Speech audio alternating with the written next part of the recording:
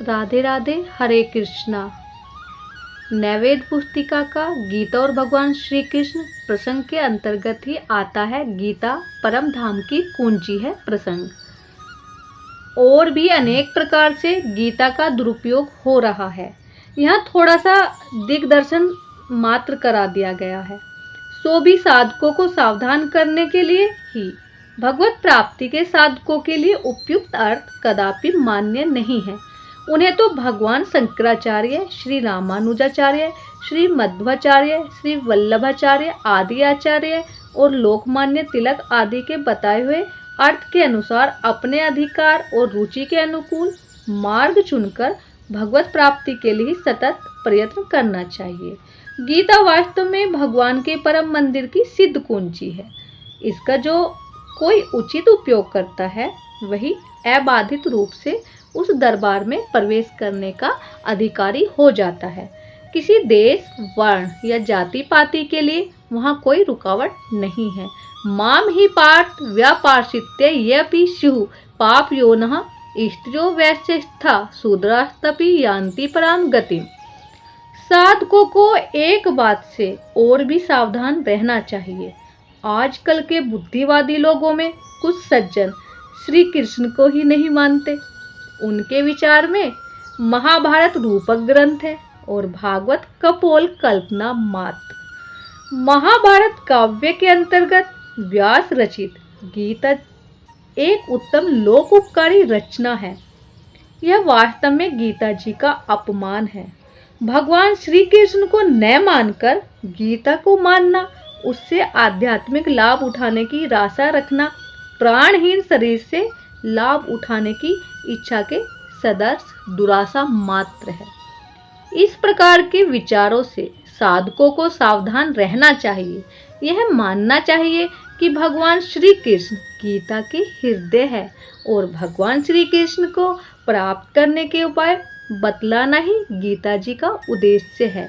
इसी उद्देश्य से प्रेरित होकर जो लोग गीता जी का अध्ययन करते हैं उन्हीं को गीता जी यथार्थ लाभ पहुंचाता है। कुछ लोग गीता जी के श्री कृष्ण को निपुण तत्ववेत्ता, महायोगेश्वर, निर्भय योद्धा और अतुलनीय राजनीति विशारद मानते हैं, परंतु भागवत के श्री कृष्ण को इसके विपरीत नचैया, भोग विलास परायण, गाने बजाने वाला और खिलाड़ी समझते हैं। इसी से वे भागवत के श्री कृष्ण को नीची दृष्टि से देखते हैं या उनको अस्वीकार करते हैं और गीता जी या महाभारत के श्री कृष्ण को ऊंचा या आदर्श मानते हैं। वास्तव में यह बात ठीक नहीं है। श्री कृष्ण जो भागवत के हैं वही महाभारत या गीता के हैं। एक ही भगवान की भिन्न भिन्न स्थलों और भिन्न भिन्न परिस्थितियों में भिन्न भिन्न लीलाएं हैं। भागवत के श्री कृष्ण को भोग विलास परायण और साधारण नचैया गवैया समझना भारी भ्रम है। अवश्य ही भागवत की लीला में पवित्र और महान दिव्य प्रेम की लीला अधिक थी, परंतु वहां भी ऐश्वर्य लीला की कमी नहीं थी। असुरवध, गोवर्धन धारण, अग्निपान, वत्स, बाल रूप धारण आदि भगवान की ईश्वरीय लीला ही तो है। नवनीत भक्षण, सखा सह विहार, गोपी प्रेम आदि तो गोलोक की दिव्य लीलाएं हैं।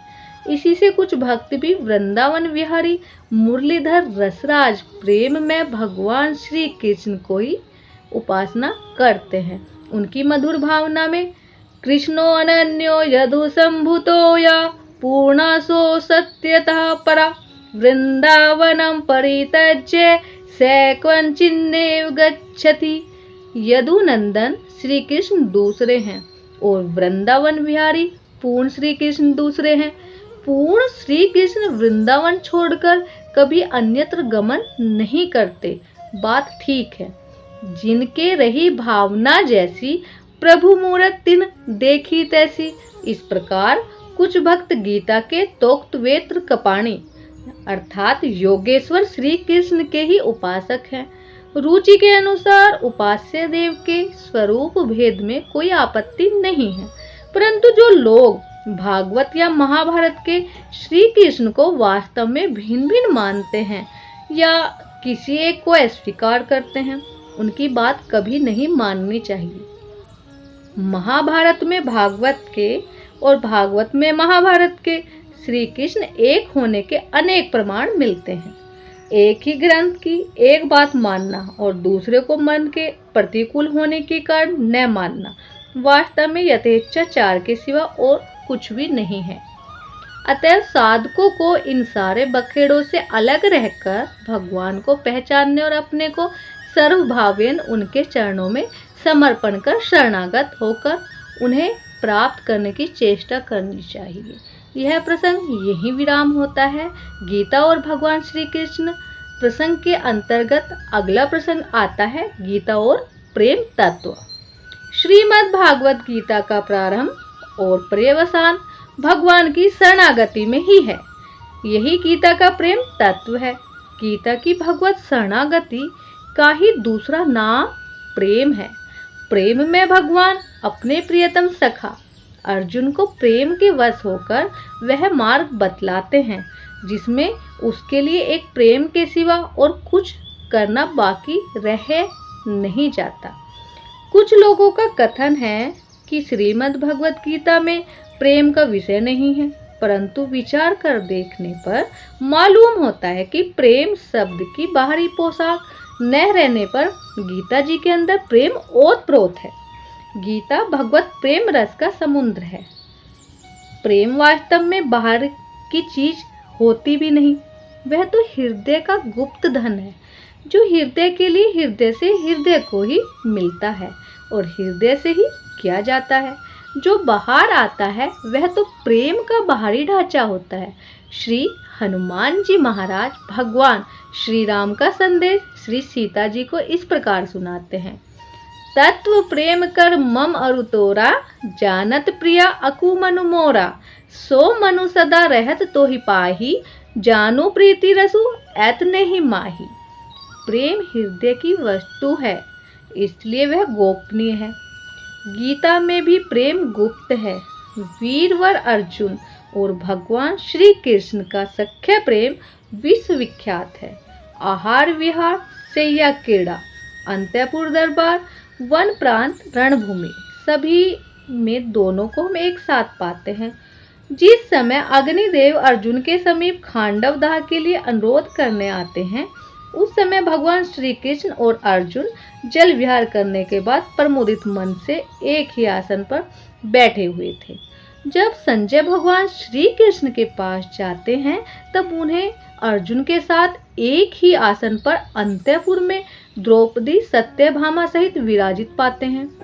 अर्जुन विहार सैयासन भोजनेसु कहकर स्वयं को इस बात को स्वीकारते हैं। अधिक क्या, खांडन वन का दाह कर चुकने पर जब इंद्र प्रसन्न होकर अर्जुन को दिव्य अस्त्र प्रदान करने का वचन देते हैं तब भगवान श्री कृष्ण भी कहते हैं कि हे देवराज, मुझे भी एक चीज दे दो, और वह यह है कि अर्जुन के साथ मेरा प्रेम सदा बना रहे। वसुदेवपि जगरहा प्रीति प्रार्थेन शाश्वती। अर्जुन के लिए भगवान प्रेम की भीख मांगते हैं। यही कारण था कि भगवान अर्जुन का रथ हाँकने तक को तैयार हो गए। अर्जुन के प्रेम से ही गीता शास्त्र की अमृत धारा भगवान के मुख से बह निकली।